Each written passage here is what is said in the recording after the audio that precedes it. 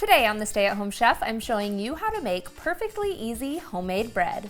We have tested loaf after loaf after loaf to bring you the perfect homemade bread recipe that's easy to make and tastes amazing. To start, you'll need 2 1/4 cups of milk. We're using 2% today. We found that milk gave a much better flavor over water, but you can always use water if you need to. The milk needs to be warm, so I'm going to put it in the microwave for about 1 minute to warm it up. The milk needs to be warm to the touch like a baby's bathwater. You don't want to scald it or get it too hot, just barely lukewarm. Then we're going to pour this into the bowl of a stand mixer. Of course, you don't need to use a stand mixer, it just makes it easier. You can always do this by hand. Then you'll add in 2 tablespoons of white sugar, or you can use brown sugar or honey or a sugar replacement, as well as 2 1/4 teaspoons of instant dry yeast. I like to use instant dry yeast because then there's no need to let this sit in proof. However, if you want to use active dry yeast, you can, but you'll need to let this mixture sit for about 10 minutes.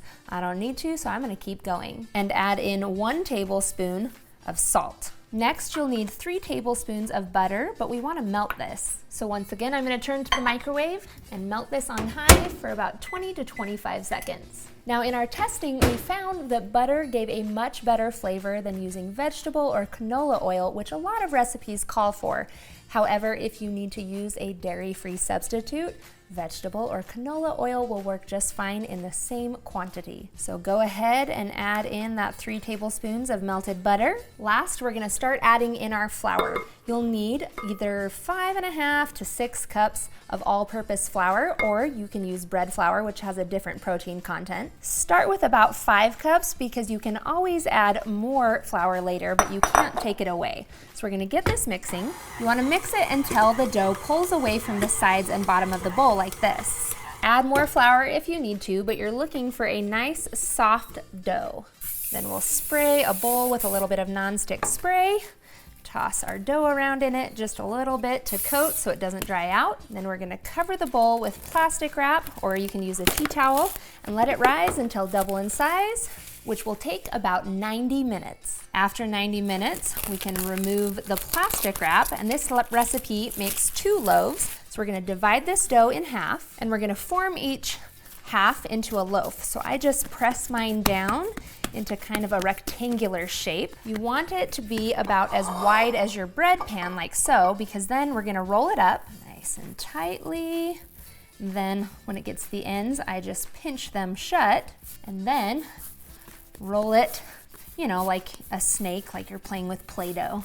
But you don't want to stretch it out. I like to keep mine the width of that pan. Then you'll place your shaped loaf into a lightly greased loaf pan. Then I'll repeat this process with the other half of my dough so that I have 2 loaves. Then I'm gonna cover this with a towel and let it rise a second time until double in size. This time it will take about 1 hour. Take a look at these bad boys. These are ready to bake. We're gonna bake both of these at the same time in a 350-degree oven for about 35 minutes.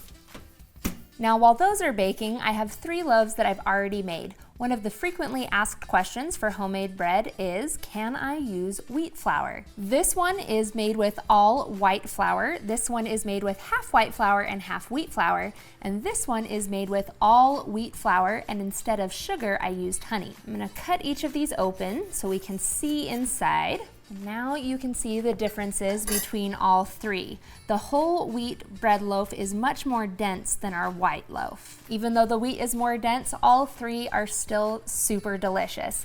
Now let's check on our bread in the oven. Then we'll transfer these to a wire rack and let them cool for about 10 minutes. If you'd like, you can brush the tops with a little bit of melted butter. It gives the crust a really nice finish and softens up that top crust if you like it that way.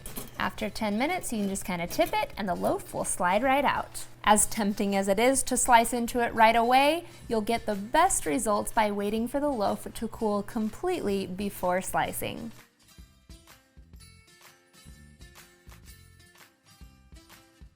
Thanks for watching. You can find the full written recipe in the video description. Be sure to subscribe, like, and follow, and check out the rest of my videos where you can find hundreds of restaurant quality recipes you can easily make at home.